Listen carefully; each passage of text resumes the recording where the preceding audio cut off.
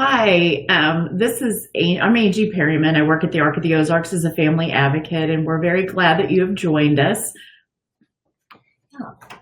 Okay, well, this is a little bit different than to come to you this way today. When Angie and I first, so I'm Elizabeth Obrey, and I'm also a family advocate at the Arc of the Ozarks. So we are really excited to join you in this format today. When we first started talking about doing a presentation with real voices and real choices, we really felt that technology and computers and this digital citizenship was important. But now, this was before all of everything with the virus started, so we're really glad that we have decided to bring this topic to you today as far as being a good digital citizen. So right now, today, instead of being together, we are together online. Some of you are going to be sitting at your kitchen table. Others might be on your front porch. If you're in your pajamas, can you raise your hand? Okay, if you're eating breakfast, raise your hand.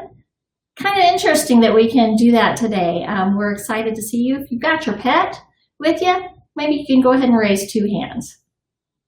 Okay, so let's jump in. Today is important that we know, all of us know, to be good citizens. We've learned about being good citizens and that we follow rules and we respect other people's rights. For instance, if we were to steal someone else's property, we would be in trouble with the law. But what we'd like to look at today is that digital citizenship. What happens when you steal someone's information? What happens when you spread rumors? What happens when you're not being a good digital citizen? So what we'd like to do is, first we want to understand, why are computers so important in our lives? We use computers for communication. We all know that, but we also use them for learning. We learn what other people are doing. We learn how to do things. We learn about things we are curious about. We start to learn about things we didn't even know we were interested in. We learn how to get the best deal when we're shopping, and we learn to explore. So we want to go ahead and start by looking at as we watch this first video, we want you to think about, what are the benefits of learning? And what are you curious about? So now, if you'll attend to the screen, you're going to be able to watch this video, and then we're going to discuss these questions. So keep them in mind.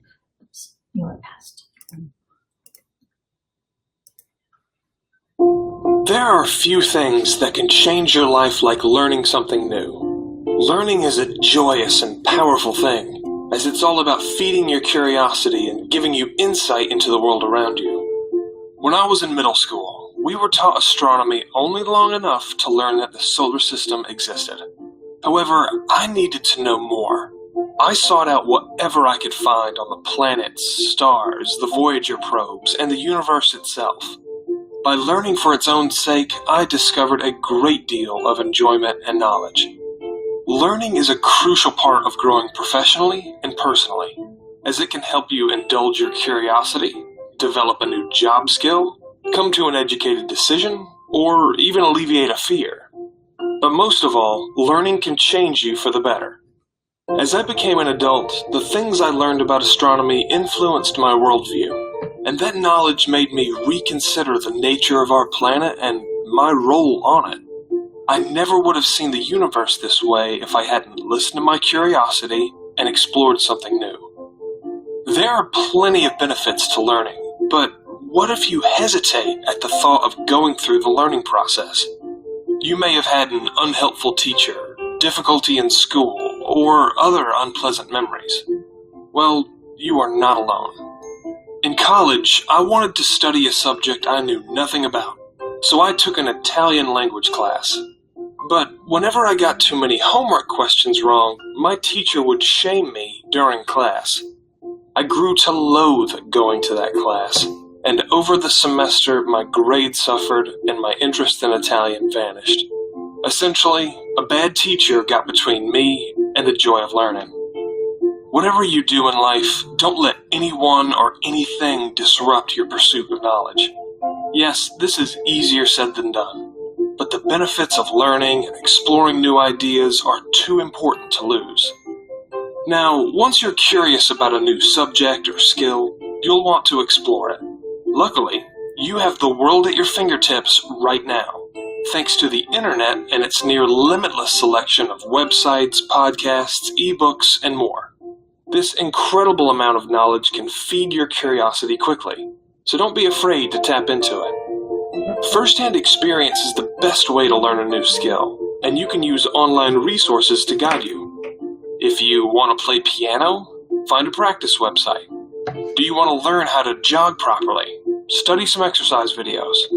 Or, if you like learning alongside others, try joining a group dedicated to your subject. You'll probably make some mistakes as you learn and practice, but you'll gain experience too.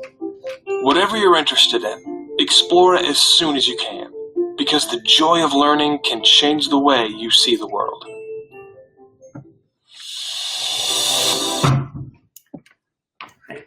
Okay. So what are the benefits of learning? You find out more about what you love. It can help you to grow and to change. If you think about when you were a child, how excited you were to learn a new skill, how excited it was to learn something new. But we can have that same experience as an adult. We can learn about things every day. And a lot of times we don't even know what's out there until we begin to explore, and utilizing our computers, utilizing technology can help us to reach to worlds we never thought we could. When I was looking at my newsfeed the other day, there was a cute story about red pandas. So I learned about red pandas, and then it made me more curious. So I went to learn more. Where are they from? Why do they look kind of like a robot when they put their hands up? They almost look fake. So I began to explore, and then I thought, well, okay, now I know where they live. What do they eat? What about this culture? And it led me on more of a quest to find out more of the culture. Yeah, and I think too, like when we were younger, we used encyclopedias to learn, and now we have access to everything on the internet, just everything that's out there. And I mean, like instantly we can find out something. We don't have to go to the library. We don't have to pull out a book. We have our internet to be able to find out that information. So what teachers now often I hear are teaching is how to learn. How do you find the information? Because it's right there. It's right there in front of us. And as we go through our presentation today, we're going to really talk about how to sort through that information, how to access it, and what we can do with it, how we can be responsible when we're doing it. But don't let others discourage you or stop you from learning just because maybe they're not interested in the same things that you are, or they might think that it's not worthy of their time, but really looking at what is important to you. So that's our next question. What are you curious about? Be brave. Right now, I want you, if you've got somebody next to you, tell the person next to you, what are you curious about? Give yourself just a second to do that. Okay? Because no idea is silly, unless it's, clown school or something, but, that's supposed to be silly, right? So that's okay. So look around you. If you're thinking, I don't know what I'm curious about, just look around you and see, is there something that you could learn more about just in your household, just in what's in your present environment? And that's kind of the jumping off point. If you feel like, well, I'm not really, I'm just kind of hanging out, because we have a lot of information at our hands. So sometimes we kind of might lag on that curiosity. Well, Jerry says he loves books. Okay, very good, very good. And there's a lot of different ways now to access books. So thank you for that, Jerry, because we can access them, but then we can also read about them. We can go further into fan fiction. We can read reviews. We can access them in many different ways, digitally, as well as being able to order a book from the internet. Yes, endorse of computers. So that's awesome. Thank you for that input. All right. So do you want to do it? No. So as we watch this next one, I want you to keep in mind some of these basics. What is a computer? And tell us about the computers you use. So be thinking about the computers you use and what actually is a computer.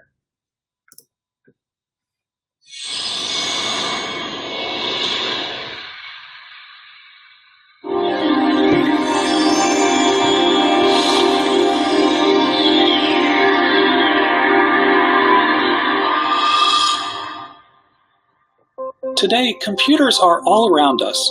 From desktop computers to smartphones, they're changing the way that we live our lives. But have you ever asked yourself, what exactly is a computer?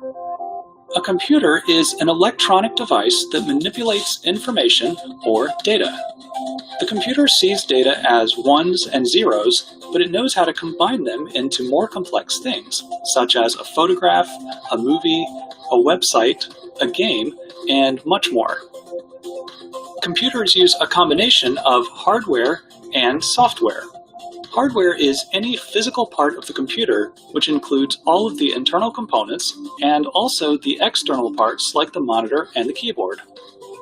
Software is any set of instructions that tells the hardware what to do, such as a web browser, media player, or word processor. Now, when most people say computer, they're talking about a personal computer. This can be a desktop computer or a laptop computer, which has basically the same capabilities, but in a more portable package. Personal computers come in two main styles, PC and Mac. PCs are the most common type. There are many different companies that make them, and they usually come with the Microsoft Windows operating system.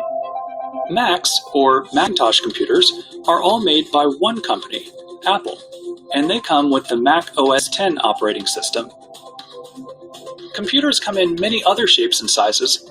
Mobile phones, tablets, game consoles, and even TVs have built-in computers, although they may not do everything a desktop or a laptop can.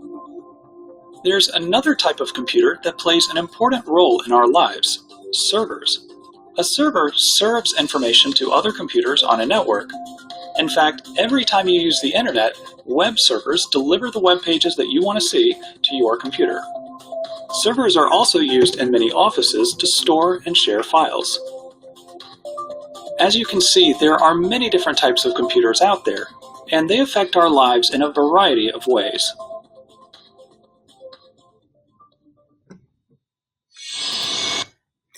Okay, so a computer is something that's going to be electronic. You've either got to plug it in or you've got to charge that battery so that you can use it. That's part of what makes a computer, is that electronic piece. So there are, as the video was saying, there's desktops, there's different types of tablets, Surface Pros, game consoles, and even your TV. So Angie and I, as we look around our room here, we see a number of computers. Right. Yeah. We've got in here, of course, we have my work computer, which we're on right now. I also have my personal computer. We both have our cell phones with us, which they're tiny little computers. We have Alexa, which I shouldn't have said that. And we have lots of different things, lots of different computers in here. Even Angie has a Fitbit that she can monitor, as well as the smart TV that she can utilize. Another thing that we don't have is that server. That server is what's going to grab that direction that we're sending out on our computer to get information. They're going to receive that, and then they're going to send it back to our computer. So servers are also an important piece, but we're not going to have those in our homes. So think about, what are some of the computers that you have in your home right now that you're utilizing? Is there anything that we haven't said? You know, Angie doesn't have a game console. No, I'm not a gamer. But I bet many of you do, and it's a lot different than a lot of the games that we played. Now you can download your games right to your computer. You don't have to, or to your game console. You don't have to go to the store, buy the game, or rent it and bring it home. It's right there, and in a downloadable form. Yeah. Okay, so we are ready for our next set. So we are going to learn about where the internet comes from. This is very interesting. I want you to really have a good listen to this video here and learn, how does an address help you when you're searching, and where does the internet travel? We all have little ideas. Let's see if you're right. Where does the internet come from? Where does the internet come from? Not sure? Okay, let's start with the basics. The internet is a global network of interconnected computers used to deliver that vast collection of digital pages we call the World Wide Web. They're not the same thing. It's actually an enormous system of cables, real physical cables, travelling all around the world, connecting our devices to the servers that store the pages we want to view. How does it work? First, your device needs to connect to your internet service provider's network. Congratulations, you're now part of the internet. By entering the address of the website you want to visit, you send an electronic request for information over your phone line or cable to your ISP. The ISP sends the request to a server further up the chain, a domain name server or DNS, which acts as a kind of directory. The DNS looks for a match for the address you've typed in. When it finds it, the request is sent to the server hosting that website. That server could be in a different country, so the request needs to travel along cables both under the ground and under the sea to reach its destination. Yep, it really does go under the sea. These subsea fibre optic cables literally connect the world, linking continent to continent, with the exception of Antarctica. 95% of international digital traffic travels this way. Just think, most of your tweets and emails have been underwater. Running under the seabed, these thousands of kilometres of fibre optic cable are known as the Internet's backbone. Without them, the global Internet just wouldn't work. Amazingly, they're only as thick as a garden hose, making them prone to the occasional shark bite. So, if your internet's slow, blame a hungry shark. It's never a big problem though. The cable network's so vast, the request simply reroutes.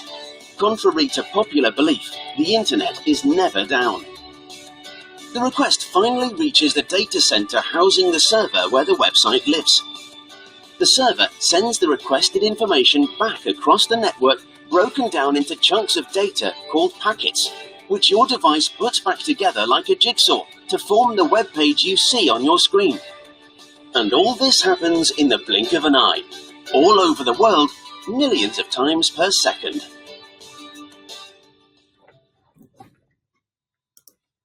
Okay, as we can see kind of from our chat that we did have some good responses from our last slide, that there are a lot of different, we all use different computers. Some of them are going to be the same, but others we've got the a Chromebook, the Wii, and laptops, smart TVs. Yep. So lots of different kinds that we use. So when we're using our computers and we're using this technology, how do we find things? So that first question, how does an address help you when you're searching? So the address is sent by your computer to the place where it needs to reach that answer.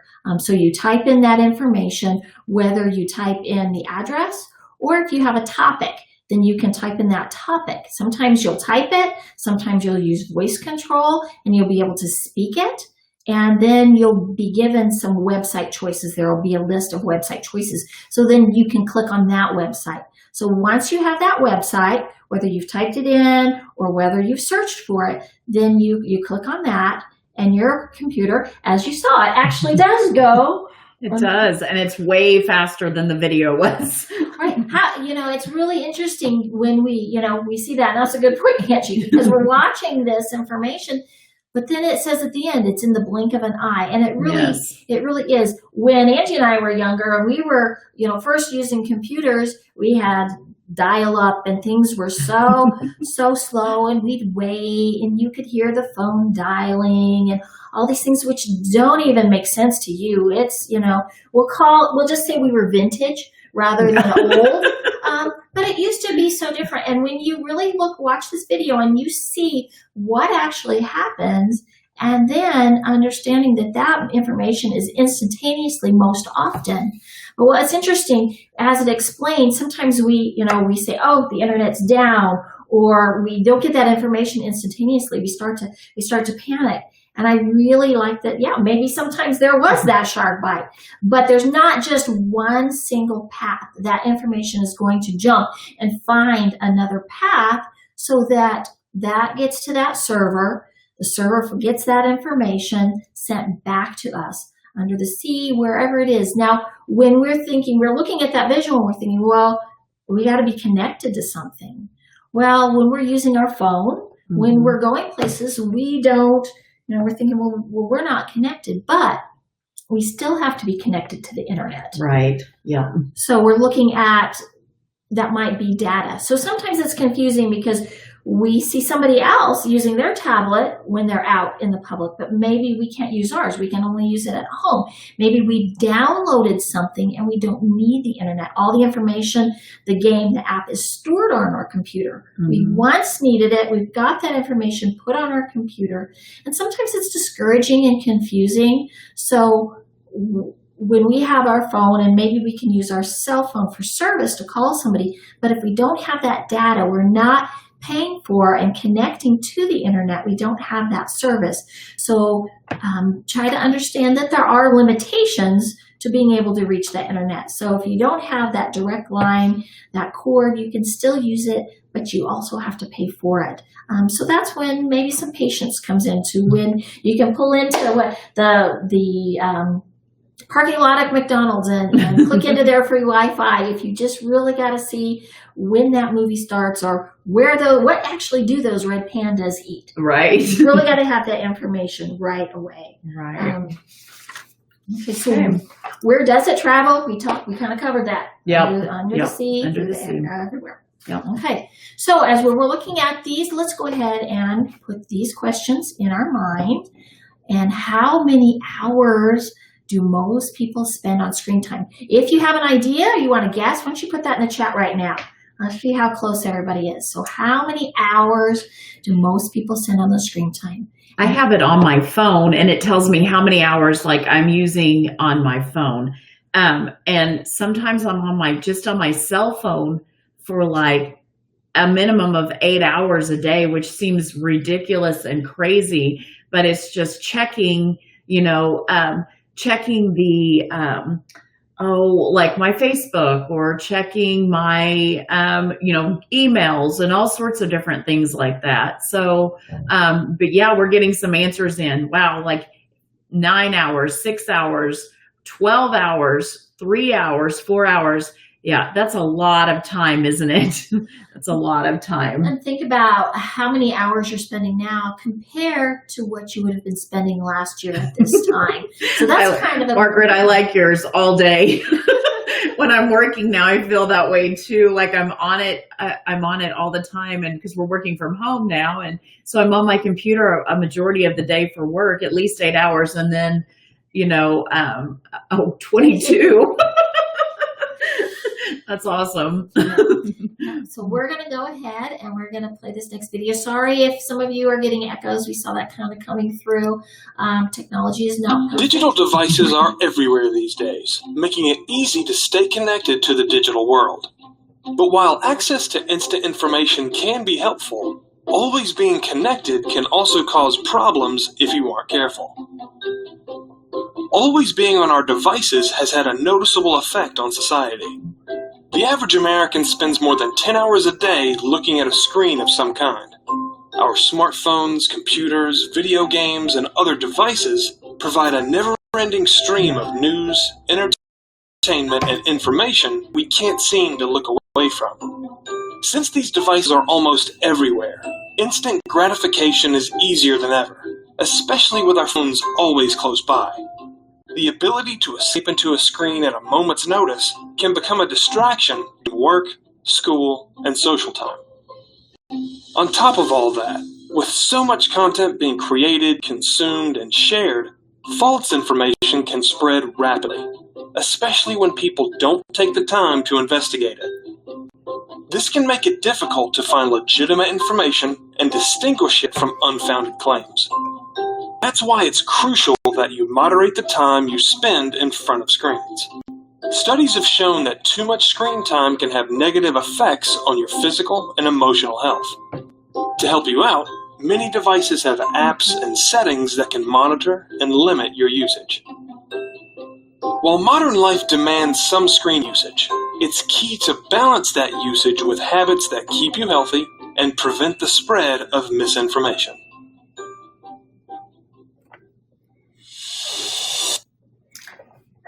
Okay, so more than 10 hours a day. So really, we're looking at lots of information coming through.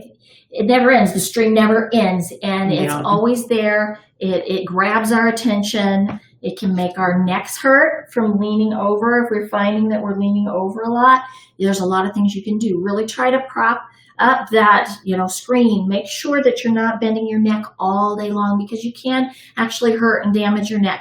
You can even lie on your stomach with your elbows, so that you can give that neck a break. If you're always hanging your neck down, you really need to pay attention to that. And eyes. Yes.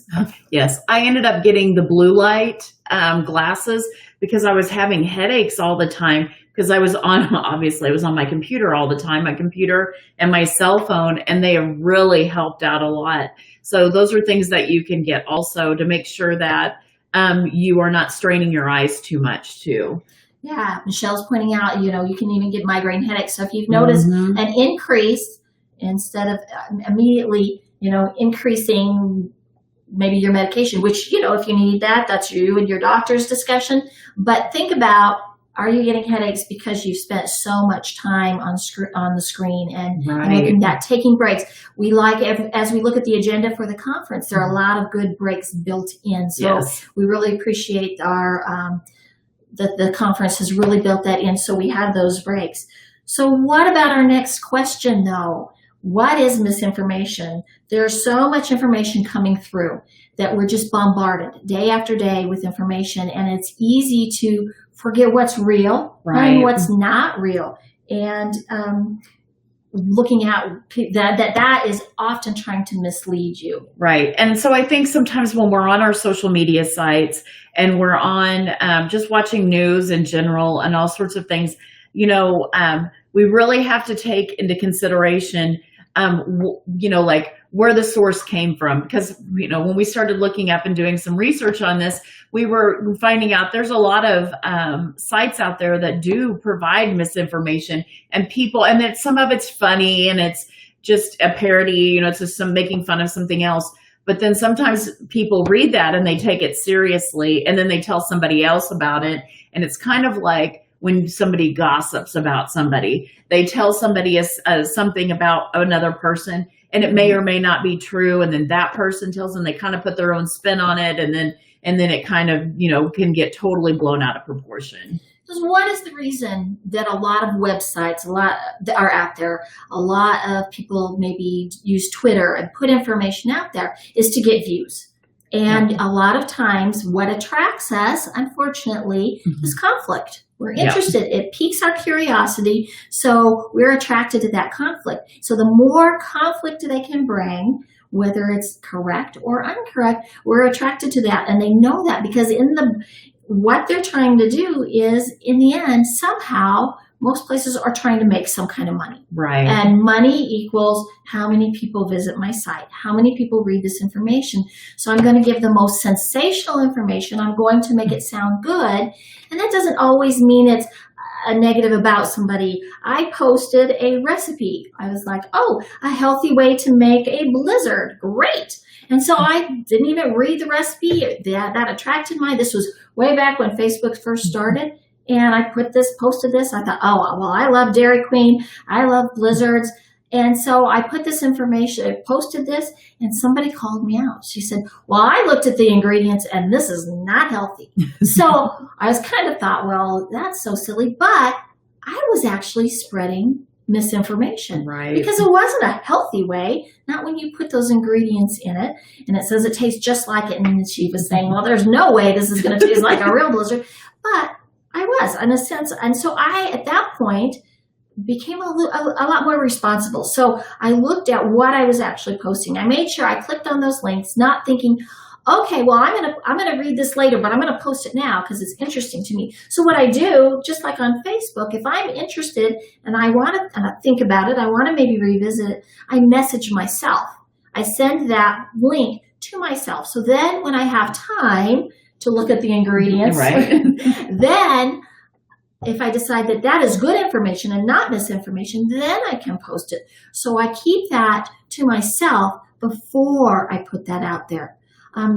We did have a good comment from maybe Eric and Miranda, put my phone on blue light at night. Yes.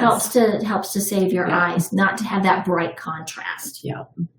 Yeah. And it's also really important too that whenever you're reading things that you don't just believe that one side, that maybe if you are reading some information, you're reading news about something, you read it from different sites so that you can make sure that you are getting the correct information and the most accurate information too. Right, right. If I read red pandas were from Antarctica and everybody else says they weren't, then yeah, really looking for that repetitive information to come through from different sources. Yeah. Okay, so we're going to talk a little bit about active listening. Do computers distract you from listening? Very important question. And how many of you have seen someone check their cell phone since this presentation started? Give me a thumbs up. Was it you? You can tell me in chat. We won't track you down. We appreciate your honesty. How many of you really have, since we've started, have checked your cell phone? So really, let's listen to this, active listening to this video that we're going to play right now. Active listening, the act of fully hearing and comprehending the meaning of what someone else is saying. Avoid getting distracted by your own thoughts. Focus on the speaker and topic instead. Try not to interrupt the other person. Let them finish and then respond. Use door openers. These are phrases that show you're interested and keep the other person talking.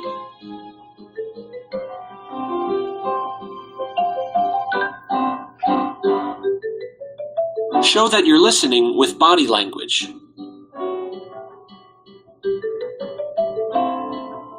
If appropriate, take notes during important conversations. Paraphrase what others have said to make sure you're both on the same page.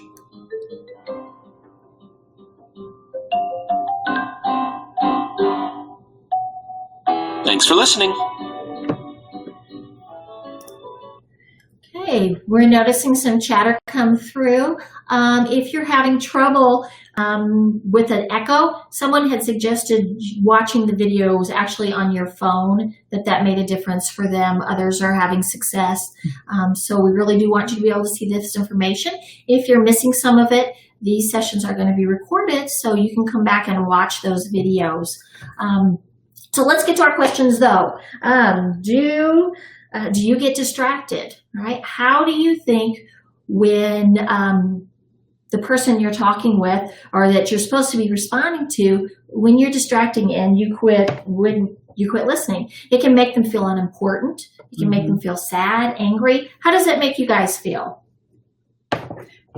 You know, I think too, when you're saying that too, do computers distract you from listening? You know, there's so many different things that are going on, and we're doing so many things right now using Zoom and using, well, we use Ring Central at work, but there's all sorts of different virtual meetings that are going on. And a lot of you may be meeting with support coordinators or social workers or something like that via online. And so, you know, being able to keep yourself watching and talking to somebody, because a lot of times what happens is we will close our screen. We close our screen and we just have our picture up there. And so when that happens, you're really probably not listening a lot of times, because you can be taking a drink or you can turn around and play a game while somebody's sitting there talking and really not be listening to it. So it's very respectful whenever you're online that you still have your video going so that somebody can actually see that you're paying attention to them. Exactly, because sometimes there are so many things going on when we're in these settings and we're not live. It's so easy to get distracted. So you might be distracted now. If you're not, if you're listening right now, go ahead and clap your hands twice. Okay, I think I heard some. So, okay, active listening also means you don't interrupt the other person. Right. So even when you're online, and it's a little hard sometimes on these platforms because there is a little bit of lag sometimes when we're speaking to other people. So sometimes that happens accidentally. So really just kind of be aware, because sometimes there's just a little bit of time that goes by that our computers maybe aren't connecting. And so it's easy to talk over people. So we kind of understand that and can be a little more patient right now with Ring Central or Zoom. So that's important. So if you're scrolling through your phone while somebody's talking to you, are you actually listening? Because I know I've talked to people and they say, well, yeah, I hear you. But then they're looking and they're just kind of doing the little flip thing through their phone. To me, it makes me feel like they are looking for something more interesting than me. So maybe they're listening to me. Maybe they actually are a little bit, but they're actually at the same time looking for something more interesting than what I have to say. And you also feel like you're not important. If somebody is if somebody's sitting there flipping through stuff, I think that really does make you feel like you're not important enough to be able to put your phone down for a little bit, or look away from your computer or look away from your TV or whatever it might be to talk to them too. And if you're partially listening, you can get yourself in trouble, because then you're kind of nodding and you really don't know what you're agreeing to. Right. Or you give a thumbs up or something, you hear, I guess I needed to respond there. Right. Sometimes you don't know what you're responding to, so make sure you're active listening. And if you're not and you missed something, go ahead and ask. Right. Can you repeat that? And I noticed someone earlier had said that their dad had told them, it's always good to repeat back what somebody says too. And that is a great thing too, is that way they know you're listening to them. And I think that's really important to show. It's a good way to show that you are listening, because you are repeating back what they said. So thank you for responding to that too. So, and I do appreciate that we did have somebody admit they've checked their cell phones. I think it was 3 times since we started. So it's we appreciate that, because it's an easy distraction. And somebody, Jonathan says here that, when you're looking at the cell phone, it does make him feel that he's not important. Right. People say, it makes me want to throw the phone away, take your phone and throw it away. And have you ever been to somewhere where they've got that basket right at the beginning, of the presentation? Probably won't be doing that for a while since COVID, but this kind of a germ spread. Yeah. Okay, next slide. All right. Okay, time management. We're gonna listen to this first, and then we're gonna talk a little bit about what time management looks like. People who are successful both at work and at home manage their time well. One of the first steps towards successful time management is to identify how you spend your time. Try keeping a log of how you spend your day. Write down how much time you spend doing things like working, watching television, or running errands. Once you have a record of how you spend a typical day, follow these steps to learn to manage your time more effectively. First, make a list of your tasks. Then, estimate how much time you spend on each task. Eliminate unnecessary tasks from your list. In some cases, you may be able to delegate tasks to other people. Prioritize your tasks by numbering them in order of importance. If you have difficulty establishing what's most important, ask yourself what on the list is absolutely necessary to fulfill your needs. Small changes to your daily routine can also help free up more of your time. Getting up just an hour earlier can make a big difference in how your day is structured. You have more time for life's unplanned emergencies, such as car trouble, childcare issues, sickness, or miscellaneous errands. TVs, computers, and mobile devices can be a distraction when they're not being used for anything productive. Consider limiting how much time you spend using them. Keep a calendar of important professional and personal appointments and events. Whether it's a desk planner or a smartphone app, choose the type that will be easiest for you to maintain on a regular basis. Practicing effective time management will allow you to spend more time on the things that matter to you most, whether it's a hobby, time with family and friends, or even just some more time for yourself.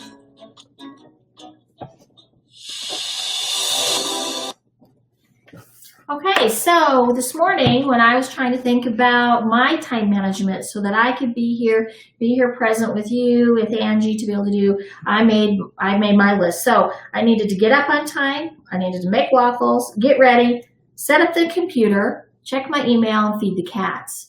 So if I'm looking at what it talked about in this time management activity is I wanted to make a list of the things I'm doing, so check, did that. Mark the things that are most important and the least important. So making waffles, yeah, I would love that, but that's probably the least important. Getting up on time, pretty important.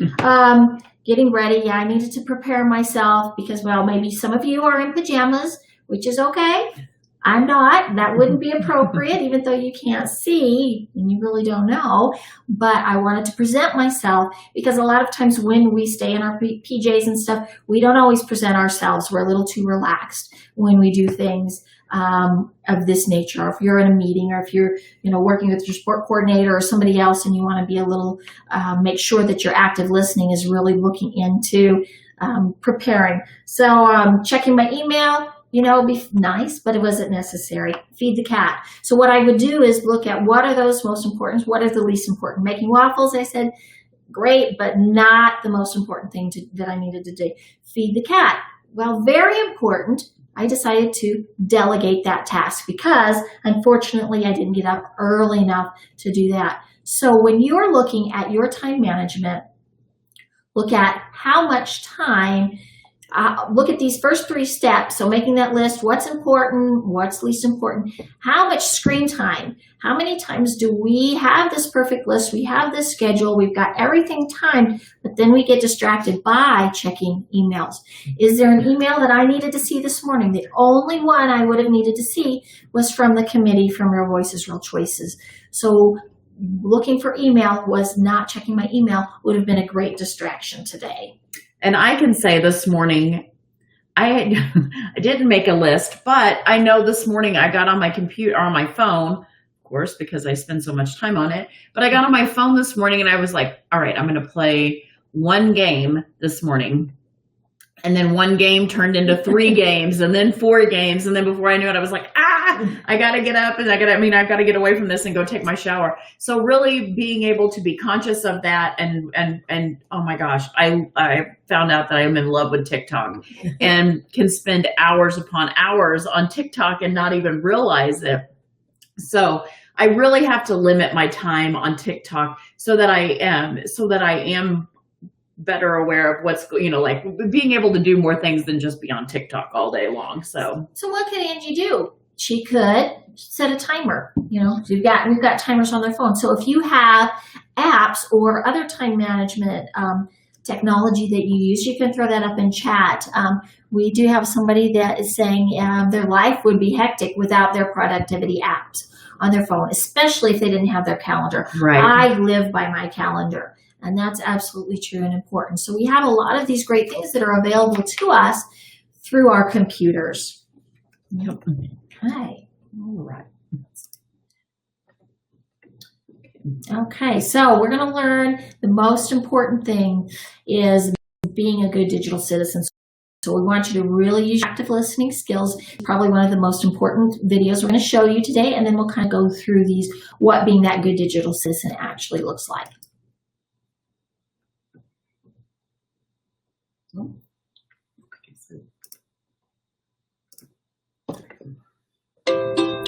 No matter where you go online, being a good digital citizen can make your online experience much smoother and safer. Thankfully, you can become a better digital citizen in just a few steps. First, always treat others as you'd like to be treated. As you go through forums, comment sections, and social media, remember you're interacting with real people. So be respectful and speak as you would if you were face-to-face. Insulting, bullying, or arguing with people only makes things worse, and that sort of negativity can have real-life consequences. Next, don't feed the trolls you meet. Trolls are people who enjoy aggravating or arguing with others, and they're found in comment sections, message boards, or anywhere else that can cause disruption. Unfortunately, they're also fairly common. If you encounter a troll, it's best not to interact with them, as any response will likely encourage them to continue their behavior. Don't take material that doesn't belong to you. Although it seems easy to claim others' work for your own use, you still need permission to use material that isn't yours. Always think carefully about what you post online. Remember that once you submit something, you lose control, whether it's a message board post or a text message. That's one big reason why your digital footprint lasts for many years. So don't post anything that could hurt you if someone found it years later. Be incredibly careful with your personal info. Avoid posting sensitive information, such as your mailing address, phone number, or driver's license number, as some people may try to use that information to take advantage of you. Whenever you're in doubt whether something is safe to post online, don't post it. Finally, don't believe everything you read online. Always take the time to investigate claims and confirm their reliability, especially if they seem extraordinary. That also means you shouldn't share unconfirmed info on social media, or else you could be spreading misinformation. Essentially, being a good digital citizen means you're respectful and safe wherever you go online.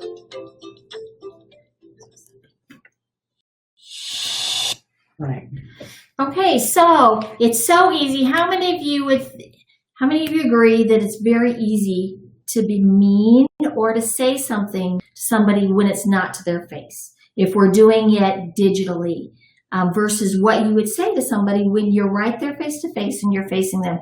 It's so much easier to say things that are put in because we're not getting that response back from that person. So it's a lot easier to say it. But once you say it, once you've put it down, you can't take it back. It's there. So really be aware of what you're saying to people when you're communicating with them through electronic devices and through the different platforms.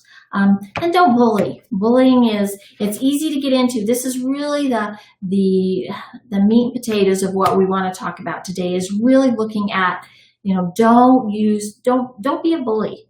Don't be rude to people. There's no reason for it. And don't feed the trolls. We have a lot of people that get on just like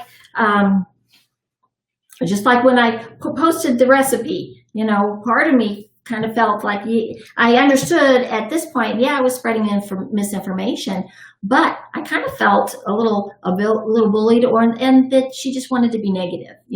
I said something, so I'm going to say something. So somebody wants to say something negative against what I've said. Mm-hmm. So that's and if I had engaged in that and started doing that, would have been in essence feeding the troll. Yes, and you're right, Jonathan. It is way too easy to bully online. It really, really is, because your people are, it just gets put up there, and people, they see it and are, and it really hurts the other person too. It really does. And you're very, very right.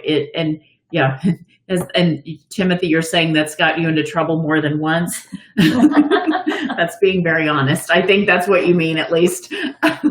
Right, because this is a process that we grow in.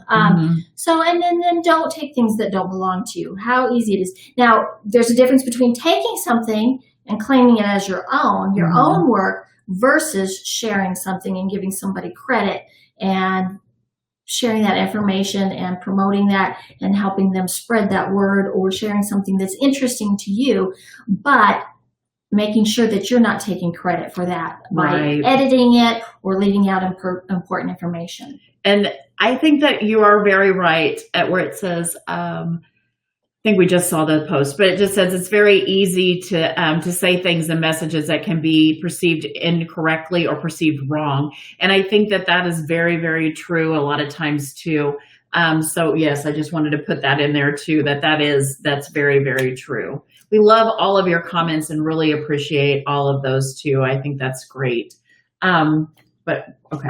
And then just be careful. Watch your digital footprint. So watch your digital footprint and just make sure that you're only posting things on Facebook or Twitter or Instagram that you want everybody to see. And remember that even if you take that down, which I think we see this all the time on the news, or if you're, somewhere where a celebrity has posted something and then they're like, oh no, I probably shouldn't have posted that. But then somebody comes in and they've already screenshotted it, or they have taken it and, copied it, whatever. And so you've got to remember that things that you put on the internet are going to be there probably forever. It's really hard to get everything off of there too. And then I also wanted to talk about being careful whenever you're with your information. It's really, really easy to post, on, if you're in a group chat, or if you are, somewhere and you type in and you're saying, hey, I just want you to know my phone number is da da da da da, and then, or my address is this, or my email is this. It's really easy for, maybe you're wanting to share it with a couple of different people or a few people, but then guess what? Sometimes other people see that too, and it might get taken and put out there where other people that don't need to have that information will have that. So it's really important that you only share, maybe if you're going to share that, you share it in a private chat, or you share it in a different way rather than just in a big group chat. Right. So be very shy with that personal information. Yes. Hold back and don't just give it out like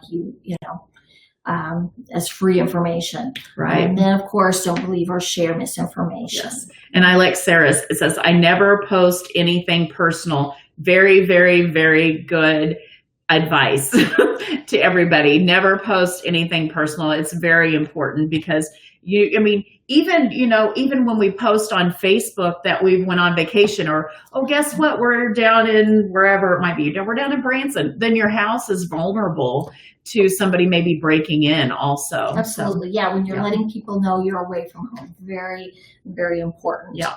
Okay. Let's do our next one, and we're going to kind of talk a little more in depth on some of what happens to some of those photos that you share online and that information when you see it. Love and kisses from... Oh, it's on. I'm sorry, guys. I know I've told you I share everything with you, but this letter is really, really private. Okay. Now it's safe in my top secretive box. The internet is a great place to do research for school. Share pictures with friends, play video games, or check out the latest trending videos. But it's important to remember that there are billions of people who access the internet, and not everyone has good intentions when doing so. You should think carefully before you share personal information, pictures, or videos on the internet, even if you think it is private. Nothing on the internet is completely private. It's a good rule of thumb not to put up anything that could embarrass you later. If you wouldn't want your grandmother to see it, then don't post it. And don't share private information with people you don't know. Trust your instincts. If someone approaches you online and makes you feel uncomfortable or in danger, stop communication with them immediately and tell a parent or another trusted adult. It's best not to meet in person someone you've only met online, even if you've been communicating with them for a long time. They may not be who they have told you they are, and it could be dangerous. If you do decide to meet someone from online, it's best to meet them in a public place and to not go alone. Always take a friend along just to be safe, and let someone else know exactly where you are going and who you are going to meet. Bullying someone online through email, social media, text messaging, or any other website or app is called cyberbullying and is still a form of bullying. It's often better to block, delete, or try to ignore bullying messages than to respond to them.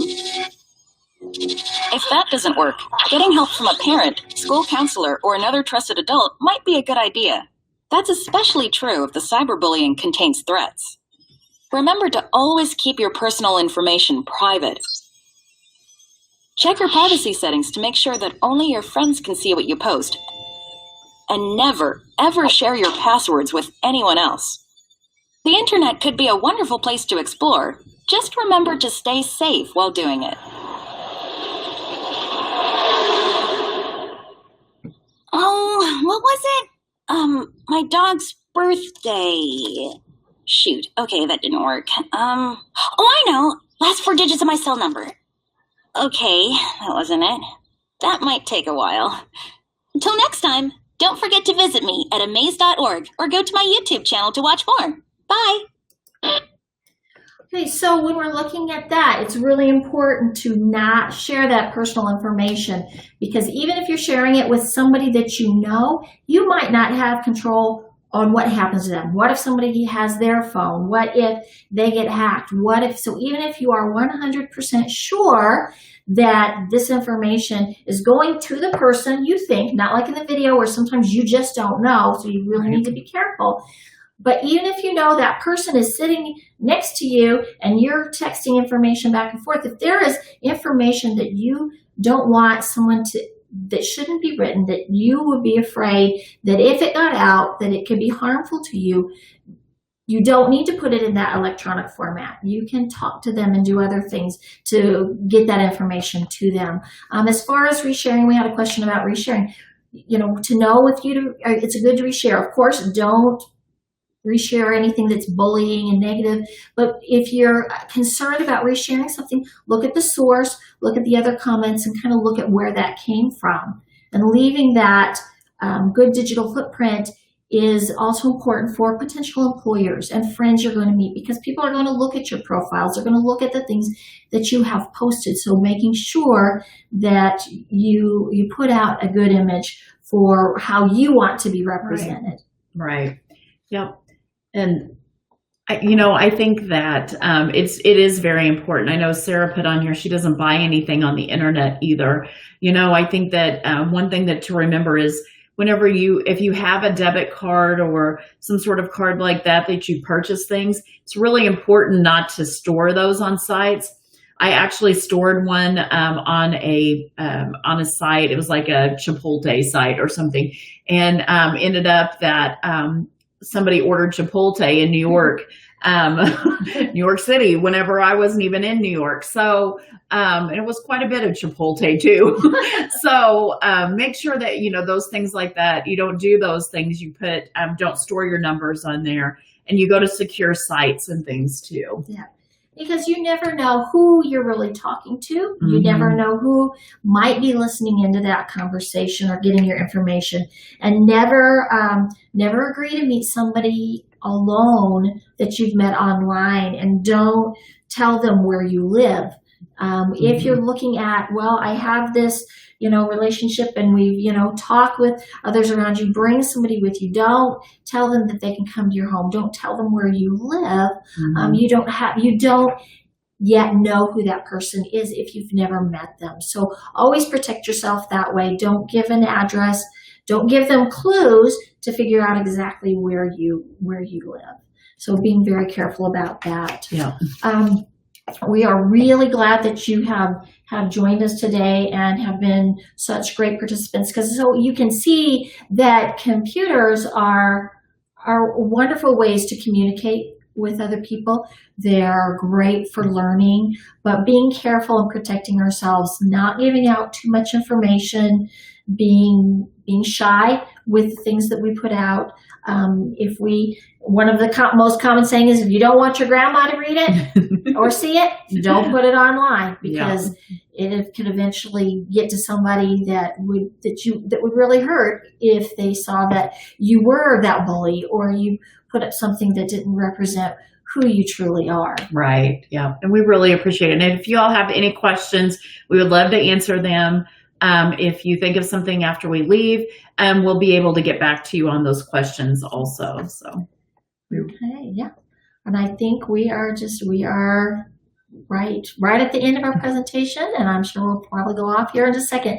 So again, thank you for joining us, whether you're in your jammies, whether your cat's on your lap. Hopefully you finished your breakfast and your flakes aren't soggy. So great idea from Tammy, using a prepaid card. So again, be careful. There's a great way to be a wonderful and responsible digital citizen, because that is very important in our lives today, as we're growing in a society that's utilizing technology more and more. Yes, most definitely. Thank you so much. Thanks.